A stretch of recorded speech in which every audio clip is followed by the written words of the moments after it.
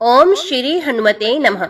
आप सभी का आपके अपने YouTube चैनल जय मां कंजक में हार्दिक स्वागत है। आज आप सुनिए हनुमान जी की व्रत कथा। व्यास जी ने कहा, एक बार नैमिषारण्य तीर्थ में 80,000 मुनि एकत्रित होकर पुराणों के ज्ञाता श्री सूत जी से पूछने लगे, हे महामुनि, आपने हमें अनेक पुराणों की कथाएं सुनाई हैं।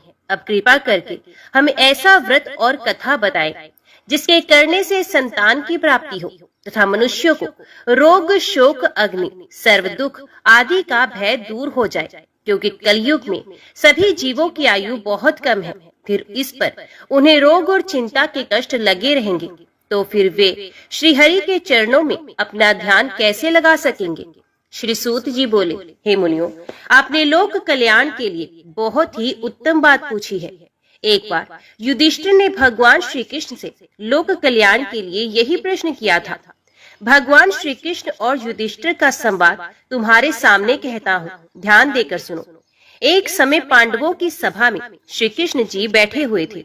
तब युधिष्ठिर ने भगवान श्री कृष्ण से प्रश्न किया, हे प्रभु नंद नंदन गोविंद, आपने मेरे लिए अनेकों कथाएं सुनाई हैं। आज आप कृपा करके ऐसा व्रत या कथा सुनाएं जिसके करने से मनुष्य को रोग चिंता का भय समाप्त हो जाए और उसको पुत्र की प्राप्ति हो। हे प्रभु, बिना पुत्र के जीवन व्यर्थ है। पुत्र के बिना मनुष्य नरकगामी होता है। पुत्र के बिना मनुष्य पितृ ऋण से छुटकारा नहीं पा सकता और ना ही उसका पुण्यज्ञ नामक नरक से उद्धार हो सकता है। अतः पुत्रदायक व्रत बतलाए। श्री कृष्ण भगवान बोले, हे राजन, मैं एक प्राचीन इतिहास सुनाता हूँ, आप ध्यान पूर्वक सुने। कुंडलपुर नामक एक नगर था। उसमें नंदा नामक एक ब्राह्मण रहता था। भगवान की कृपा से उसके पास सब कुछ था, फिर भी वे बहुत दुखी था। इसका कारण ये था कि ब्राह्मण की स्त्री सुनंदा के कोई संतान नहीं थी।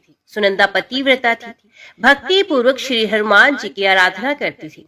मंगलवार के दिन व्रत करके अंत में भोजन बनाकर हनुमान जी का भोग लगाने के बाद स्वयं भोजन करती थी। एक बार मंगलवार के दिन ब्राह्मणी गृह कार्य की अधिकता के कारण हनुमान जी को भोग ना लगा सकी, तो इस पर उसे बहुत दुख हुआ। उसने कुछ भी नहीं खाया और अपने मन में प्रण किया कि अब तो अगले मंगलवार को ही हनुमान जी को भोग लगाकर अन्न जल ग्रहण करूंगी। ब्राह्मणी सुनंदा प्रतिदिन भोजन बनाती, श्रद्धा पूर्वक पति को खिलाती, परंतु स्वयं भोजन नहीं करती और मन ही मन श्री हनुमान जी की आराधना करती थी। इस प्रकार 6 दिन बीत गए और ब्राह्मणी सुनंदा अपने निश्चय के अनुसार भूखी प्यासे निराहार रही। अगले मंगलवार को ब्राह्मणी सुनंदा प्रातः काल ही बेहोश होकर गिर पड़ी। ब्राह्मणी सुनंदा की इस असीम भक्ति के प्रभाव से श्री हनुमान जी बहुत प्रसन्न हुए और प्रकट होकर बोले, हे सुनंदा, मैं तेरी भक्ति से बहुत प्रसन्न हूँ, तू उठ और वर मांग। सुनंदा अपने आराध्य देव श्री हनुमान जी को आगे देखकर आनंद की अधिकता से विवल हो श्री हनुमान जी के चरणों में गिरकर बोली, हे प्रभु, मेरी कोई संतान नहीं है, कृपा करके मुझे संतान प्राप्ति का आशीर्वाद दे, आपकी अति कृपा होगी। श्री महावीर जी बोले, तेरी इच्छा पूर्ण होगी, तेरे एक कन्या पैदा होगी, उसके अष्टांग प्रतिदिन सोना दिया करेंगे। इस प्रकार कहकर श्री महावीर जी अंतर ध्यान हो गए। ब्राह्मणी सुनंदा बहुत हर्षित हुई और सभी समाचार अपने पति से कहा। ब्राह्मण देव कन्या का वरदान सुनकर कुछ दुखी हुए, परंतु सोना मिलने की बात सुनी तो बहुत प्रसन्न हुए। विचार किया कि ऐसी कन्या के साथ मेरी निर्धनता भी समाप्त हो जाएगी। श्री हनुमान जी की कृपा से ये ब्राह्मणी गर्भवती हुई और 10वें महीने में उसे बहुत ही सुंदर पुत्री प्राप्त हुई। ये बच्ची अपने पिता के घर में ठीक उसी तरह से बढ़ने लगी जिस प्रकार शुक्ल पक्ष का चंद्रमा बढ़ता है। 10वें दिन ब्राह्मण ने उस बालिका का नामकरण संस्कार कराया। उसके कुल पुरोहित ने उस बालिका का नाम रत्नावली रखा, क्योंकि ये कन्या सोना प्रदान किया करती थी।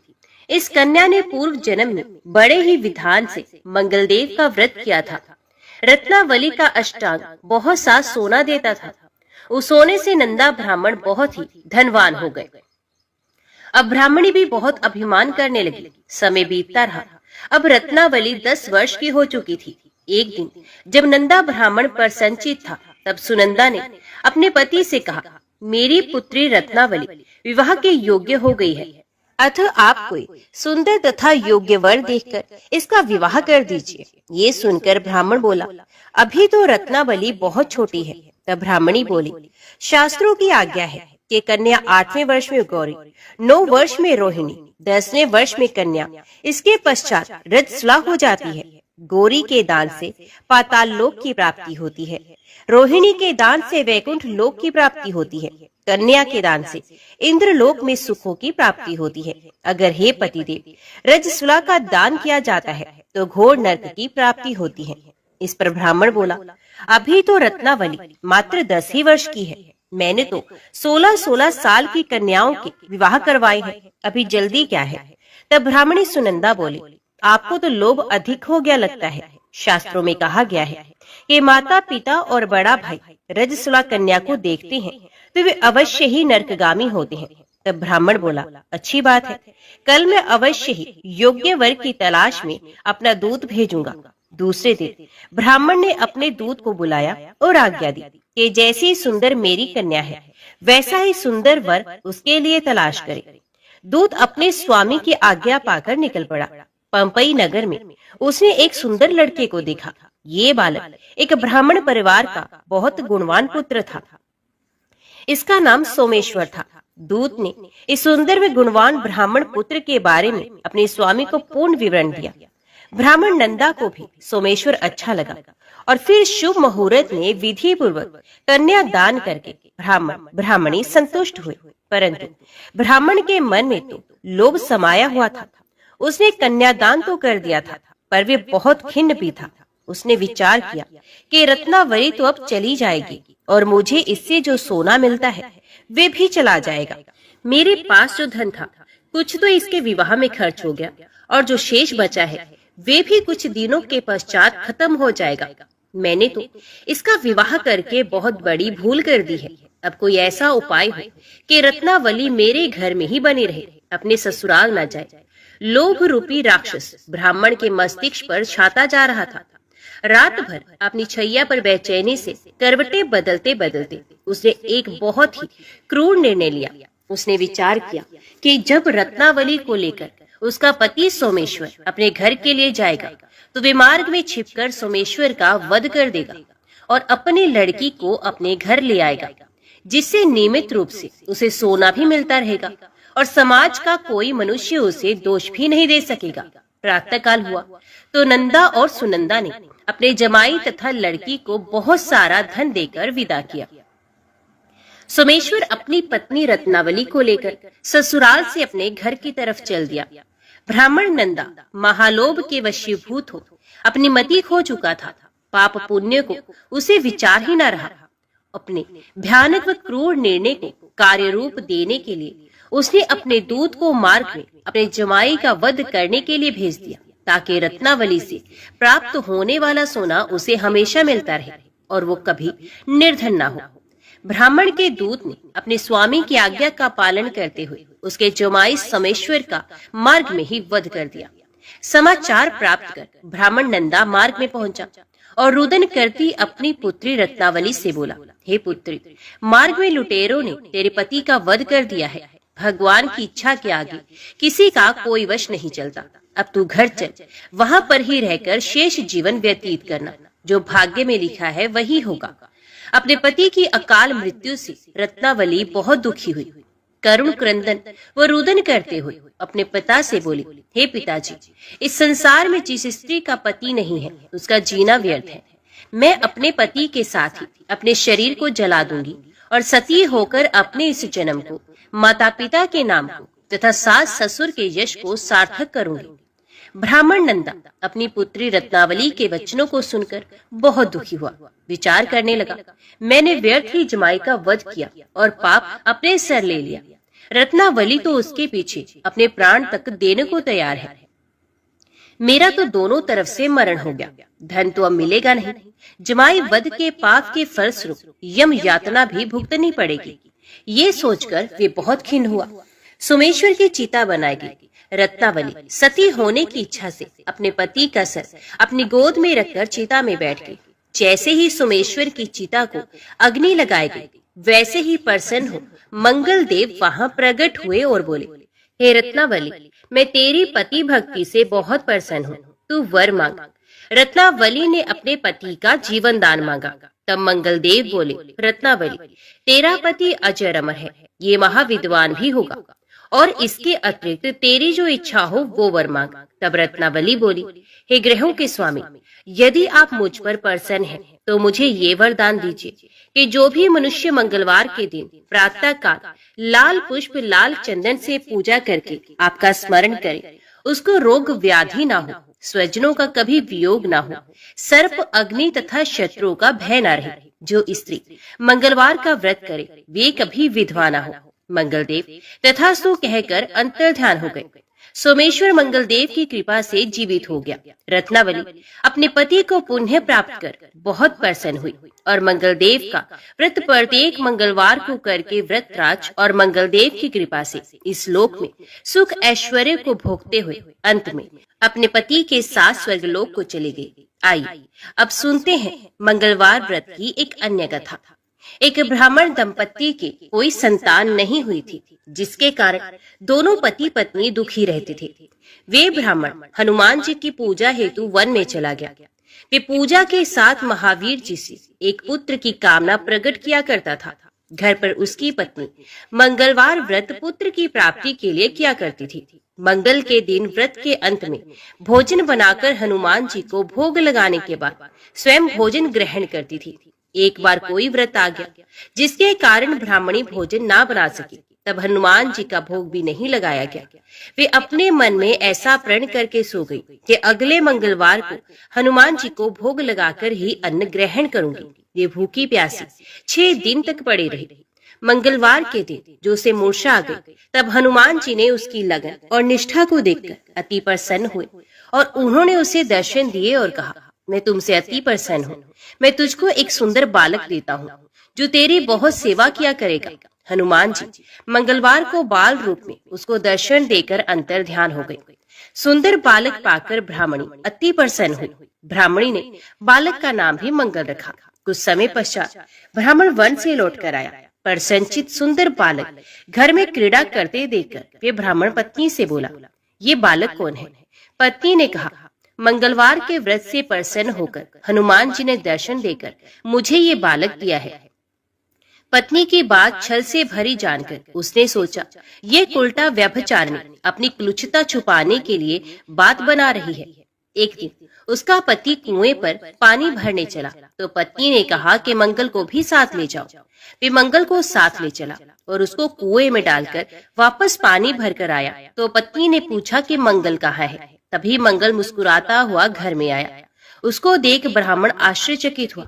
रात्रि में उसके पति से हनुमान जी ने स्वप्न में कहा, ये बालक मैंने दिया है, तुम पत्नी को उल्टा क्यों कहते हो? पति ये जानकर हर्षित हुआ। फिर पति पत्नी मंगल का व्रत रख अपनी जीवन आनंद पूर्वक व्यतीत करने लगे। जो मनुष्य मंगलवार व्रत कथा को पढ़ता या सुनता है और नियम से व्रत रखता है, उसके हनुमान जी की कृपा से सब कष्ट दूर होकर सर्व सुख प्राप्त होता है। भगवान शंकर के अंश से वायु के द्वारा कपिराज केसरी की पत्नी अंजना में हनुमान जी का प्रादुर्भाव हुआ। मर्यादा पुरुषोत्तम श्री राम की सेवा शंकर जी अपने रूप से तो नहीं कर सकते थे, अतएव उन्होंने 11वें रुद्र रूप को इस प्रकार वानर रूप में अवतरित किया। जन्म के कुछ ही समय पश्चात महावीर हनुमान जी ने उगते हुए सूर्य को कोई लाल लाल फल समझा और उसे निगलने के लिए आकाश की ओर दौड़ चले। उस दिन सूर्य ग्रहण का समय था। राहु ने देखा कि कोई दूसरा ही सूर्य को पकड़ने आ रहा है। तब वे उस आने वाले को पकड़ने लगा, किंतु जब वायुपुत्र उसकी ओर बढ़े तब वे डरकर भाग गया। राहु ने इंद्र से पुकार की। ऐरावत पर चढ़कर इंद्र को आते देख पवन कुमार ने ऐरावत को कोई बड़ा सा सफेद फल समझा और उसी को पकड़ने के लिए लपके। घबराकर देवराज ने वज्र से प्रहार किया। वज्र से उनकी ठोड़ी पर चोट लगने से वे कुछ टेढ़ी हो गई। इसी से ये हनुमान कहलाने लगे। वज्र लगने पर ये मूर्छित होकर गिर पड़े। पुत्र को मूर्छित देखकर वायुदेव बड़े कुपित हुए। उन्होंने अपनी गति बंद कर ली। श्वास रुकने से देवता भी व्याकुल हो गए अंत में हनुमान को सभी लोकपालों ने अमर होने तथा अग्नि जल वायु आदि से अभय होने का वरदान देकर वायुदेव को संतुष्ट किया।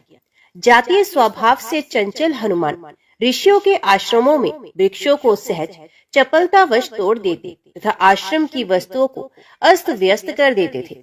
अतः ऋषियों ने इन्हें शाप दिया, तुम अपना बल भूले रहोगे। जब कोई तुम्हें स्मरण दिलाएगा तभी तुम्हें अपने बल का भान होगा। तब से वे सामान्य वानर की भांति रहने लगे। माता के आदेश से सूर्य नारायण के समीप जाकर वेद वेदांग प्रभूति समस्त शास्त्रों एवं कलाओं का इन्होंने अध्ययन किया। इसके पश्चात किष्किंधा में आकर सुग्रीव के साथ रहने लगे। सुग्रीव ने इन्हें अपना निजी सचिव बना लिया। जब बाली ने सुग्रीव को मारकर निकाल दिया तब भी ये सुग्रीव के साथ ही रहे। सुग्रीव के विपत्ति के साथ ही होकर ऋष्यमुख पर्वत पर ये उनके साथ ही रहते थे। बचपन में माता अंजना से बार बार आग्रह पूर्वक इन्होंने अनादि रामचरित सुना था। अध्ययन के समय वेद में पुराणों में श्री राम कथा का अध्ययन किया था। किष्किंधा आने पर यह भी ज्ञात हो गया कि परात्पर प्रभु ने अयोध्या में अवतार धारण कर लिया है। अब ये बड़ी उत्कंठा से अपने स्वामी के दर्शन की प्रतीक्षा करने लगे। श्रीमद् भागवत में कहा गया है, जो निरंतर भगवान की कृपा की आतुर प्रतीक्षा करते हैं, अपने प्रारब्ध से प्राप्त सुख दुख को संतोष पूर्वक भोगते रहकर हृदय वाणी तथा शरीर से भगवान को प्रणाम करता रहता है। हृदय से भगवान का चिंतन, वाणी से भगवान के नाम गुण का गान कीर्तन और शरीर से भगवान का पूजन करता रहता है। ये मुक्ति पद का स्वत अधिकारी हो जाता है। श्री हनुमान जी तो जन्म से ही माया के बंधनों से सर्वथा मुक्त थे। वे तो अहर्निश अपने स्वामी श्री राम के ही चिंतन में लगे रहते थे। अंत में श्री राम अपने छोटे भाई लक्ष्मण के साथ रावण के द्वारा सीता जी के चुरा लिए जाने पर उन्हें ढूंढते हुए ऋष्यमुख के पास पहुँचे। सुग्रीव को शंका हुई कि इन राजकुमारों को बाली ने मुझे मारने के लिए ही ना भेजा हो। हनुमान जी को परिचय जानने के लिए उन्होंने भेजा।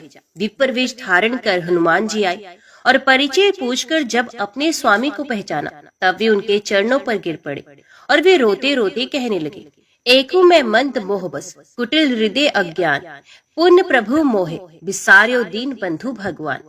श्री राम ने उठाकर उन्हें हृदय से लगा लिया। तभी से हनुमान जी श्री अवधेश कुमार के चरणों के समीप ही रहे। हनुमान जी की प्रार्थना से भगवान ने सुग्रीव से मित्रता की और बाली को मारकर सुग्रीव को किष्किंधा का राज्य दिया। राज्य भोग में सुग्रीव को परमत देखकर हनुमान जी ने ही उन्हें सीतान्वेषण के लिए सावधान किया। ये पवन कुमार ही वानरों को एकत्रित कर लाए। श्री राम जी ने उनको ही अपनी मुद्रिका दी। 100 योजन समुद्र लागने का प्रश्न आने पर जब जामवंत जी ने हनुमान जी को उनके बल का स्मरण दिलाकर कहा कि आपका तो अवतार ही राम कार्य संपन्न करने के लिए हुआ है, तब अपनी शक्ति का बोध कर केसरी नंदन उठकर खड़े हुए। देवताओं के द्वारा भेजी हुई नाग माता सुरसा को संतुष्ट करके समुद्र में छिपी राक्षसी सिंहिका को मारकर हनुमान जी लंका पहुंचे।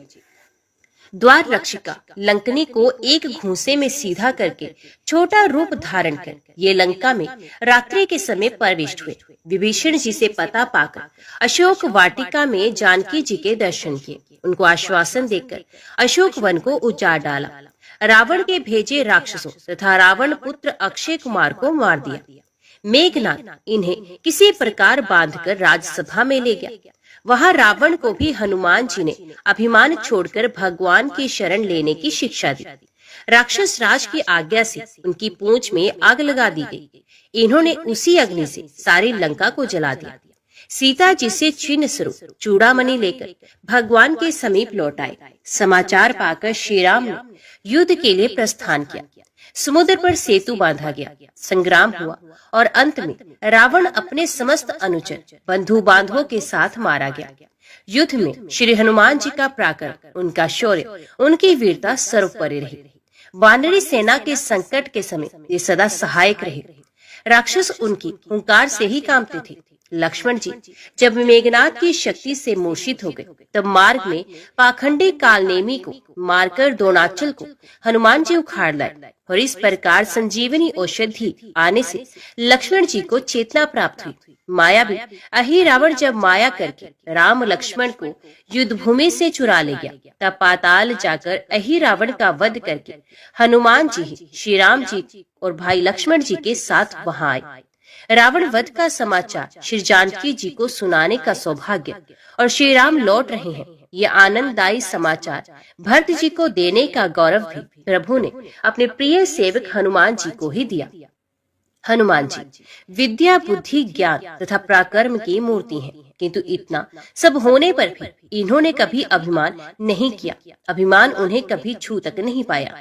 जब वे लंका जलाकर अकेले ही रावण का मान मर्दन करके प्रभु के पास लौटे और प्रभु ने पूछा कि त्रिभुवन विजय रावण की लंका को तुम कैसे जला सके, तब उन्होंने उत्तर दिया, साखा मृग के बड़ मनुसाई साखा ते साखा पर जाय, नाग सिंधु हाटक पुरजारा निश्चर गन मदन विपुजारा, सो सब तब प्रताप रघुराई नाथ न कछु मोरु भ्रपताई। हनुमान जी की भक्ति तो अतुलनीय है। अयोध्या में राज्याभिषेक हो जाने पर भगवान ने सबको पुरस्कृत किया। सबसे अमूल्य अयोध्या के कोष की सर्वश्रेष्ठ मणियों की माला श्री जानकी जी ने अपने कंठ से उतारकर हनुमान जी के गले में डाल दी। हनुमान जी मणियों को ध्यान से देख देख कर तोड़ने लगे और मुख में डालकर फोड़ने भी लगे। दुर्लभ रत्नों को इस प्रकार नष्ट होते देख कुछ लोगों को बड़ा कष्ट हुआ, कुछ ने उन्हें रोका भी। हनुमान जी ने कहा, मैं इनमें भगवान का नाम तथा उनकी मूर्ति ढूंढ रहा हूँ। जिस वस्तु में मेरे स्वामी श्री सीता राम का नाम ही ना हो, जिसमें उनकी मूर्ति ना हो, ये तो व्यर्थ है। प्रश्न करवाली ने पूछा, क्या आपके शरीर में वे मूर्ति और नाम है? तुरंत अपने नखों से हनुमान जी ने छाती का चमड़ा फाड़कर सबको दिखाया। उनके रोम रोम में राम ये परम दिव्य नाम अंकित था और उनके हृदय में श्री जनक नंदिनी जी के साथ सिंहासन पर बैठे महाराज धीराज श्री अवधेश जी की भुवन सुंदर मूर्ति विराजमान थी। सब लोग जय जयकार करने लगे। भगवान ने हनुमान जी को हृदय से लगा लिया। हनुमान जी आजन्म नैष्ठिक ब्रह्मचारी हैं, व्याकरण के महान पंडित हैं, वेदज्ञ हैं, ज्ञान शिरोमणि हैं, बड़े विचारशील, तीक्ष्ण बुद्धि तथा अतुल पराक्रमी हैं। श्री हनुमान जी बहुत निपुण संगीतज्ञ और गायक भी हैं। एक बार देवऋषि दानवों के महान सम्मेलन में जलाशय के तट पर भगवान शंकर तथा देवऋषि नारद जी आदि गा रहे थे। अन्य देवऋषि दानव भी योग दे रहे थे। इतने में ही हनुमान जी ने मधुर स्वर से ऐसा सुंदर गान आरंभ किया कि जिसे सुनकर उन सबके मुख मलिन हो गए, जो बड़े उत्साह से गा बजा रहे थे, और सभी अपना अपना गान छोड़कर मोहित हो गए और चुप होकर सब सुनने लगे। उस समय केवल हनुमान जी ही गा रहे थे। जब तक पृथ्वी पर श्री राम की कथा रहेगी तब तक पृथ्वी पर रहने का वरदान उन्होंने स्वयं प्रभु से मांग लिया। श्री राम जी के अश्वमेध यज्ञ में अश्व की रक्षा करते समय जब अनेक महासंग्राम हुए तब उनमें हनुमान जी का पराक्रम ही सर्वत्र विजयी हुआ। महाभारत में भी केसरी कुमार का चरित्र है। वे अर्जुन के रथ की ध्वजा पर बैठे रहते थे। उनके बैठे रहने से अर्जुन के रथ को कोई पीछे नहीं हटा सकता था। कई अवसरों पर उन्होंने अर्जुन की रक्षा भी की। एक बार भीम, अर्जुन और गरुड़ जी को अपने अभिमान से भी बचाया था। कहते हैं कि हनुमान जी ने अपने वज्रनख से पर्वत की शिलाओं पर एक रामचरित काव्य लिखा था। उसे देखकर महर्षि वाल्मीकि को दुख हुआ कि यदि वह काव्य लोक में प्रचलित हुआ तो मेरे आदि काव्य का समादर नहीं होगा। ऋषि को संतुष्ट करने के लिए हनुमान जी ने वे शिलाएं समुद्र में डाल दी। सच्चे भक्त में यश मान बढ़ाई की इच्छा का लेश भी नहीं होता। वे तो अपने प्रभु का पावन यशी लोक में गाता है। श्री राम कथा श्रवण, राम नाम कीर्तन के हनुमान जी अनन्य प्रेमी हैं। जहाँ भी राम नाम का कीर्तन या राम कथा होती है वहाँ वे गुप्त रूप से आरंभ में ही पहुँच जाते हैं। दोनों हाथ जोड़कर सर से लगाए सबसे अंत तक वहाँ पर ही खड़े रहते हैं। प्रेम के कारण उनके नेत्रों से बराबर आंसू झरते रहते हैं। उन अनन्य तथा अतुल्य श्री राम भक्त के पावन पद कमलों में अनंत नमस्कार। व्यास जी कहते हैं, जो लोग राम राम राम इस मंत्र का उच्चारण करते हैं, खाते पीते सोते चलते और बैठते समय, सुख में या दुख में राम मंत्र का जप करते हैं, उन्हें दुख दुर्भाग्य आदि व्याधि का भय नहीं रहता।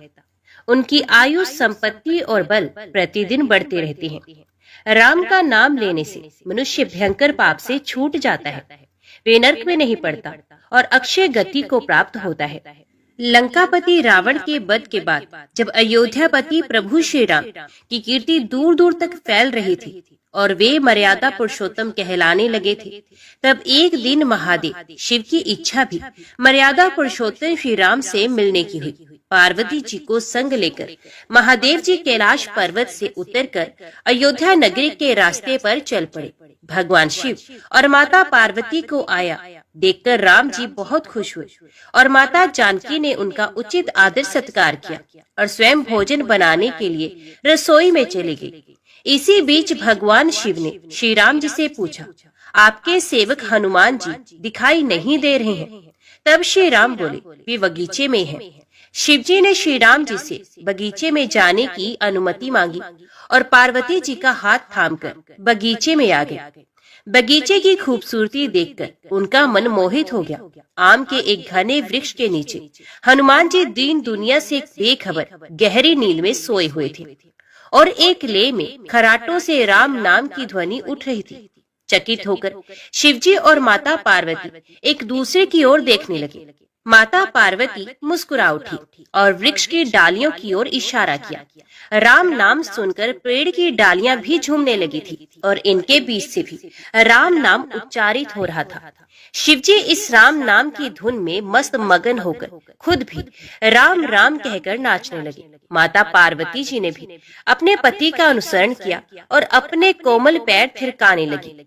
शिवजी और माता पार्वती जी के नृत्य से ऐसी झनकार उठी कि स्वर्ग लोक के देवता गण भी आकर्षित होकर बगीचे में आ गए और राम नाम की धुन में सभी मस्त हो गए। माता जानकी भोजन तैयार करके प्रतीक्षा कर रही थी, परंतु संध्या घिरने पर भी अतिथि नहीं पधारे। तब अपने देवर लक्ष्मण जी को बगीचे में भेजा। लक्ष्मण जी तो स्वयं को श्री राम का सेवक ही मानते थे, इसलिए बगीचे में आकर जब उन्होंने धरती पर स्वर्ग का नजारा देखा तो स्वयं भी राम नाम की धुन में झूम उठे। महल में माता जानकी जी परेशान हो रही थी। अभी तक भोजन ग्रहण करने कोई भी क्यों नहीं आया। उन्होंने श्री राम जी से कहा, भोजन ठंडा हो रहा है, चलिए हम ही जाकर बगीचे में से सभी को ले आए। तब जब राम जी भी बगीचे में गए तो वहाँ राम नाम की धूम मची हुई थी। हनुमान जी गहरी नींद में सोए हुए थे और उनके खर्राटों से अभी तक राम नाम ही निकल रहा था। श्री राम भाव विवल हो उठे। राम जी ने हनुमान जी को नींद से जगाया और प्रेम से उनकी तरफ निहारने लगे। हनुमान जी प्रभु को आया देखकर शीघ्रता से उठकर खड़े हो गए। नृत्य की सभा भंग हो गई। शिव जी खुले कंठ से हनुमान जी की राम भक्ति की सराहना करने लगे। हनुमान जी सकुचाए लेकिन मन ही मन खुश हो रहे थे। श्री सिया राम ने भोजन करने का आग्रह भगवान शिव जी से किया। सभी लोग महल में भोजन करने के लिए चल पड़े।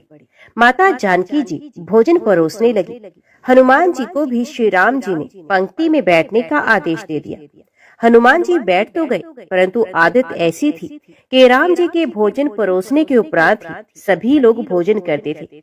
आज श्री राम के आदेश से पहले भोजन करना पड़ रहा था। माता जानकी हनुमान जी को भोजन परोसे जा रही थी, परंतु हनुमान जी का पेट ही नहीं भर रहा था। सीता जी कुछ समय तक तो उन्हें भोजन परोस रही, फिर समझ गई कि इस तरह से तो हनुमान जी का पेट नहीं भरेगा।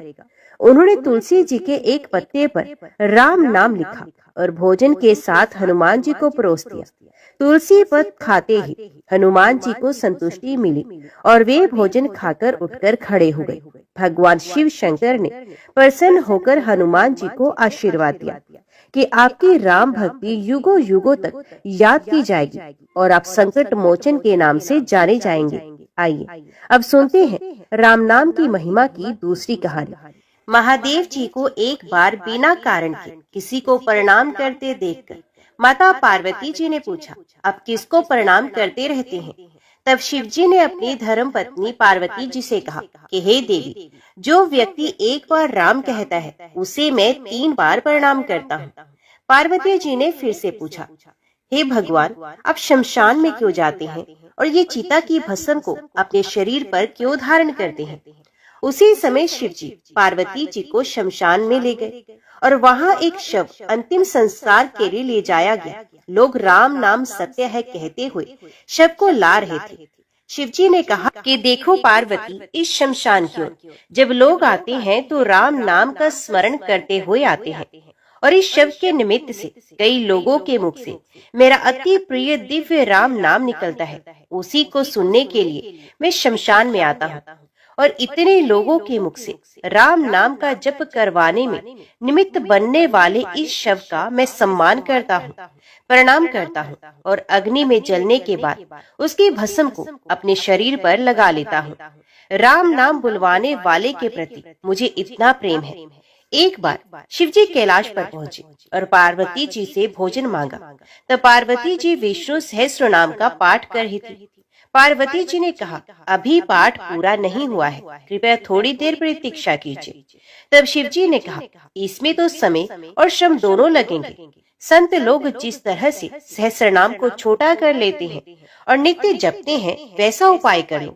तो पार्वती जी ने पूछा कि वे उपाय कैसे करते हैं, मैं सुनना चाहती हूँ। तो शिव जी ने बताया, केवल एक बार राम कह लो, इससे तुम्हें सहस्त्र नाम भगवान के 1000 नाम लेने का फल मिल जाएगा। एक राम नाम 1000 दिव्य नामों के समान है। तब पार्वती जी ने वैसा ही किया। भगवान बोले, श्री राम राम रामेति रामे राम मनोरमे सहस्त्र नाम तत् तुल्हे राम नाम वरानने। ये राम नाम सभी आपदाओं को हरने वाला, सभी संपदा को देने वाला दाता है, सारे संसार को विश्राम या शांति प्रदान करने वाला है। इसलिए मैं इसे बार बार प्रणाम करता हूँ। भवसागर की सभी समस्याओं और दुखों के बीजों को भून कर रख देने वाला, समूल नष्ट कर देने वाला, सुख संपत्तियों को अर्जित करने वाला, यमदूतों को खदेड़ने वाला केवल राम नाम का जप है। इसलिए प्रयास पूर्वक स्वयं भी राम नाम जपते रहना चाहिए और दूसरों को भी प्रेरित करके राम नाम जपना चाहिए। इससे अपना और दूसरों का तुरंत कल्याण हो जाता है। यही सबसे सुलभ और अचूक उपाय है। इसलिए हमारे देश में प्रणाम राम राम कहकर किया जाता है। आइए अब सुनते हैं बिल वृक्ष की महिमा। एक बार नारद जी ने भोलेनाथ जी की स्तुति करके प्रभु से पूछा कि हे प्रभु, आपको प्रसन्न करने के लिए सबसे उत्तम और सुलभ साधन क्या है? त्रिलोकीनाथ, आप तो निर्विकार और निष्काम है, आप सहज ही प्रसन्न हो जाते हैं। फिर भी मेरे जानने की इच्छा है कि आपको क्या प्रिय है।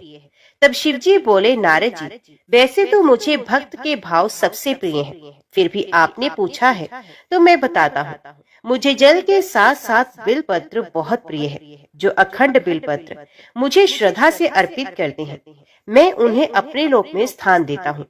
नारद जी भगवान शंकर और माता पार्वती की वंदना करके अपने लोक को चले गए।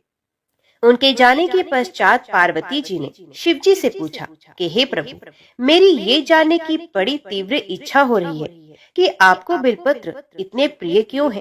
कृपया करके मेरी जिज्ञासा को शांत कीजिए। तब शिव जी बोले, हे शिव, बिल के पत्ते मेरे जटा के समान है। उसका त्रियत्र यानी 3 पत्ते ऋग्वेद, यजुर्वेद और सामवेद है। शाखाएं समस्त शास्त्र का स्वरूप है। बिलपत्र को आप पृथ्वी का कल्प वृक्ष समझे, जो ब्रह्मा विष्णु और शिव स्वरूप है। हे पार्वती, स्वयं महालक्ष्मी जी ने शैल पर्वत पर बिल वृक्ष रूप में जन्म लिया। इस कारण भी बेल का वृक्ष मेरे लिए अति प्रिय है। महालक्ष्मी जी ने बिल्व का रूप धरा। ये सुनकर पार्वती जी कौतूहल में पड़ गई और पार्वती जी ने कौतूहल में उपजी जिज्ञासा को रोक न पाई। उन्होंने पूछा, देवी लक्ष्मी ने आखिर बिल वृक्ष का रूप क्यों लिया? आप ये कथा विस्तार से कहे। तब भोलेनाथ ने देवी पार्वती जी को कथा सुनाना आरंभ किया। हे देवी, सतयुग में ज्योति रूप में मेरे अंश का रामेश्वर लिंग था। ब्रह्मा आदि देवों ने उसका विधिवत पूजन अर्चन किया था। इसका परिणाम ये हुआ कि मेरे अनुग्रह से वाणी देवी सबकी प्रिय हो गई। वे भगवान विष्णु को सतत प्रिय हो गई।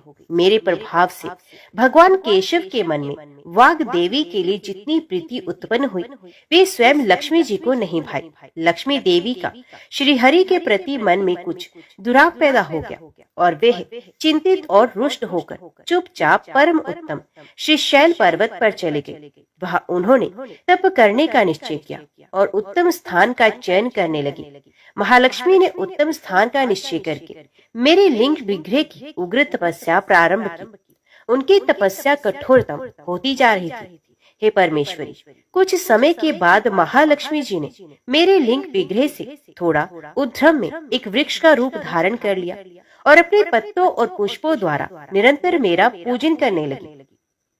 इस तरह महालक्ष्मी जी ने लाखों वर्षों तक घोर आराधना की। अंततः उन्हें मेरा अनुग्रह प्राप्त हुआ। मैं वहां प्रकट हुआ और देवी से इस घोर तप की आकांक्षा पूछकर वर देने को तैयार हुआ। महालक्ष्मी जी ने मांगा कि श्री हरि के हृदय में मेरे भाव से वाग देवी के लिए जो स्नेह हुआ है वे समाप्त हो जाए।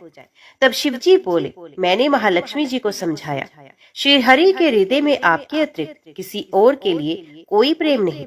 वाग्देवी के प्रति उनका प्रेम नहीं अपितु श्रद्धा है। ये सुनकर लक्ष्मी जी प्रसन्न हो गई और पुनः भगवान श्री विष्णु के हृदय में स्थित होकर निरंतर उनके साथ विहार करने लगी। पार्वती जी, महालक्ष्मी के हृदय का एक बड़ा विकार इस प्रकार दूर हो गया। इस कारण हरिप्रिया उसी वृक्ष रूप में सर्वथा अतिशय भक्ति में भरकर यत्न पूर्वक मेरी पूजा करने लगी। हे पार्वती, इसी कारण विश्व का वृक्ष, उसके पत्ते का फूल आदि मुझे बहुत प्रिय है। मैं निर्जन स्थान में बिल वृक्ष का आश्रय लेकर रहता हूँ। बेल वृक्ष को सदा सर्व तीर्थ में एवं सर्व देव माना चाहिए। बेलपत्र, बिल फूल, बिल वृक्ष अथवा बिल काष्ठ के चंदन से जो मेरा पूजन करता है वे भक्त मेरा अति प्रिय है। बिल वृक्ष को शिव के समान ही समझो, ये मेरा शरीर है। जो बेल पर चंदन से मेरा नाम अंकित करके मुझे अर्पण करता है, मैं उसे सभी पापों से मुक्त कर अपने लोक में स्थान देता हूँ। हे देवी, उस व्यक्ति को स्वयं लक्ष्मी जी भी नमस्कार करती हैं, जो मेरा पूजन करती हैं। जो बिल्व मूल में प्राण छोड़ता है उसको रुद्र देह प्राप्त होता है और ऐसे मनुष्य पर सदैव ही माता लक्ष्मी की कृपा रहती है और साथ ही साथ भगवान नारायण की कृपा भी उन पर सदैव बनी रहती है। तो प्रेम से बोलो, भगवान शिव और माता पार्वती की जय। आइए अब सुनते हैं मंगलवार को सुनी जाने वाली मंगला गौरी माता की पौराणिक कथा। कुरु देश में कीर्ति नामक एक विद्वान कीर्ति शली शत्रुओं का नाश करने वाला 64 कलाओं का ज्ञाता तथा धनुर्विद्या में कुशल राजा हुआ। पुत्र के अलावा अन्य सभी शुभ चीजें उस राजा के पास थी, इसलिए वे राजा संतान के विषय में अत्यंत चिंतित हुआ और जब ध्यान पूर्वक देवी की आराधना करने लगा तब उसकी कठोर तपस्या से प्रसन्न हो गई और उससे ये वचन बोली कि हे सुव्रत, वर मांगो। तब श्रुत कीर्ति बोला, हे देवी, यदि आप मुझ पर प्रसन्न हैं तो मुझे सुंदर पुत्र दीजिए। हे देवी, आपकी कृपा से अन्य किसी भी वस्तु का अभाव नहीं है। तब उसका ये वचन सुनकर पवित्र मुस्कान वाली देवी ने कहा, राजन, तुमने अत्यंत दुर्लभ वर मांगा है, फिर भी कृपावश मैं तुम्हें अवश्य दूंगी। किंतु हे राजन सुनिए, यदि परम गुण पुत्र चाहती है तो वे केवल 16 वर्ष जीवित रहेगा और यदि रूप तथा विद्या से पुत्र चाहते हो तो दीर्घ जीवी होगा।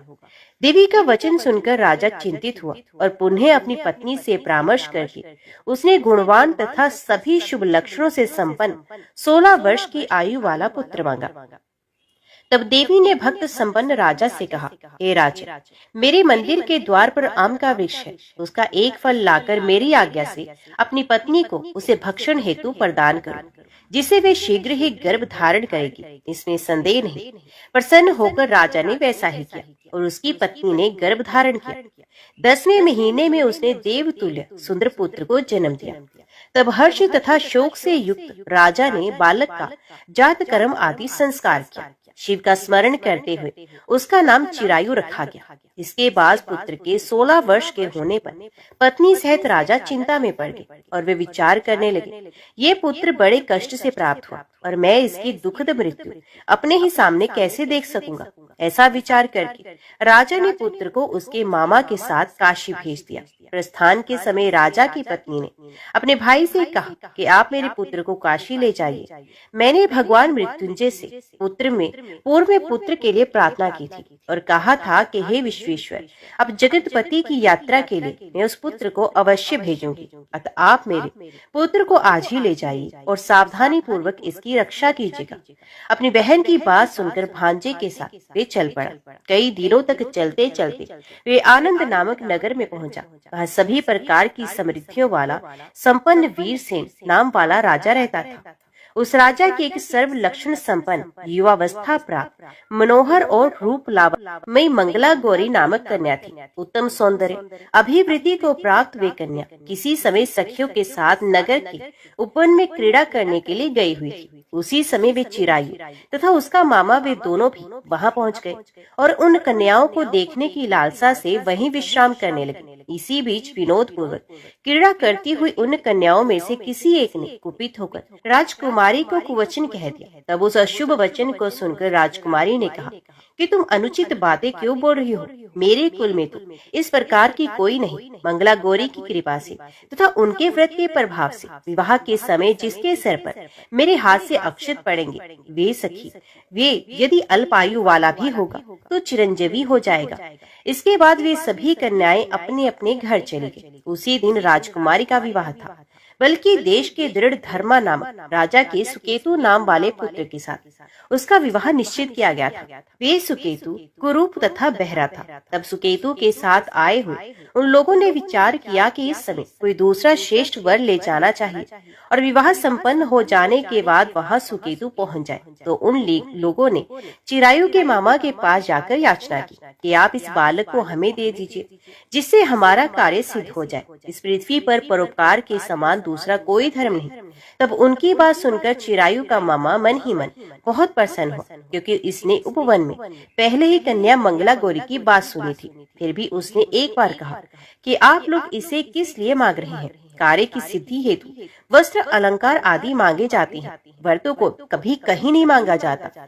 तथापि आप लोगों का सम्मान करने के लिए मैं इसे दे रहा हूँ। इसके बाद चिरायु को वहां ले जाकर उन लोगों ने विवाह संपन्न कराया। सप्तपदी आदि के हो जाने पर रात्रि में शिव पार्वती की प्रतिमा के समक्ष उस चिरायु ने हर्ष युक्त होकर मंगला गौरी के साथ शयन किया। उसी दिन चिरायु के 16 वर्ष पूर्ण हो चुके थे और अर्धरात्रि में साक्षात काल सर्प रूप में वहां आ गया। इसी बीच संयोगवश राजकुमारी जाग गई। उसने उस महासर्प को वहां देखा और भय से व्याकुल होकर कांपने लगी। तभी उस कन्या ने धैर्य धारण किया, 16 उपचारों से सर्प की पूजा की और पीने के लिए दूध दिया। उसने दीनता भरी वाणी में उस सर्प की प्रार्थना की और स्तुति की। मंगला गौरी प्रार्थना करने लगी, मैं उत्तम व्रत करूंगी जिससे मेरे पति जीवित रहें। ये जिस तरह से चिरकाल तक जीवित रहे, अब वैसा कीजिए। इतने में सर्प वहां स्थित एक कमंडल में प्रवेश कर गया। उस मंगला गौरी ने अपनी कंचुकी से उस कमंडल का मुंह बांध दिया। इसी बीच उसका पति अंगड़ाई लेकर जाग गया और अपनी पत्नी से बोला कि हे प्रिय, मुझे भूख लगी है। तभी अपनी माता के पास जाकर खीर लड्डू आदि ले आई और उसके द्वारा दिए भोज्य पदार्थ को उसने प्रसन्न मन होकर खाया।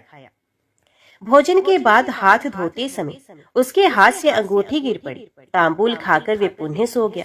उसके बाद मंगला गौरी कमंडल को फेंकने के लिए जाने लगी। विधि की कैसी गति है! उस कमंडल में से बाहर की ओर जगमग करती हुई हार कांति को देखकर वे आश्चर्यचकित हो गई। घट में स्थित उस हार को उसने अपने कंठ में धारण किया। इसके बाद कुछ रात शेष रहते ही चिरायु का मामा आकर उसे ले गया। इसके बाद वर पक्ष के लोग सुकेतु को वहां ले आए। उसे देखकर मंगला गौरी ने कहा कि ये मेरा पति नहीं है। तब उन सभी ने उससे कहा कि हे शुभे, तुम ये क्या बोल रही हो? यहाँ तुम्हारा कोई परिचायक हो तो उसे हम लोगों को बताओ। मंगला गौरी बोली, जिसने रात में 9 रत्नों से बनी अंगूठी दी है, उसकी अंगुली में इसे डालकर परिचायक निशानी देख ले। मेरे पति ने रात्रि में मुझे जो हार दिया था उसके रत्नों का समुदाय कैसा है, उस बात को ये बताए। ये तो कोई अन्य ही है। इसके अलावा रात में परस्पर भाषण तथा भोजन आदि आदि जो कुछ किया गया था उसे भी ये बता दे, तब ये निश्चय ही मेरे पति हैं। इस प्रकार उसका वचन सुनकर सभी ठीक है कहने लगे, किंतु जब एक भी बात ना मिली तब सभी ने सुकेतु को उसका पति होने से निश्चित कर दिया और वर पक्ष वाले जिस तरह से आए थे उसी तरह से वापस चले गए। उसके बाद अपने वंश को बढ़ाने वाले महायश से संपन्न तथा परम मनस्वी मंगला गौरी के पिता ने अन्नपान आदि का सत्र चलाया। उन्होंने वर पक्ष का वृत्तांत कानों कान सुन लिया। ये स्वरूप से कुरूप होने के कारण लोगों के द्वारा किसी अन्य को वर के रूप में आदर पूर्वक लाया गया था। तब उन्होंने अपनी कन्या को पर्दे के भीतर बिठा दिया। उसके बाद 1 वर्ष बीतने पर यात्रा करके चिरायु अपने मामा के साथ ये देखने आया कि विवाह के बाद वहाँ क्या हुआ। तब भीतर से उसे देखकर वे मंगला गौरी अत्यंत प्रसन्न हुई और माता पिता से बोली कि मेरे पति आ गए हैं।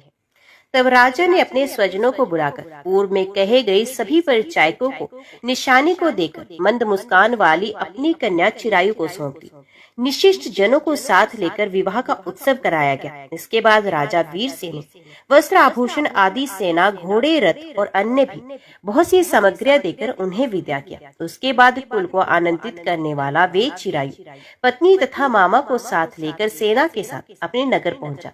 लोगों के मुख से उसे आया हुआ सुनकर उसके माता पिता को विश्वास नहीं हुआ। उन्होंने सोचा ये प्रारब्ध अन्यथा कैसे हो सकता है। इतने में अपने माता पिता के पास आया और स्नेह से परिपूर्ण वे चिरायु भक्ति पूर्वक उनके चरणों में गिर पड़ा।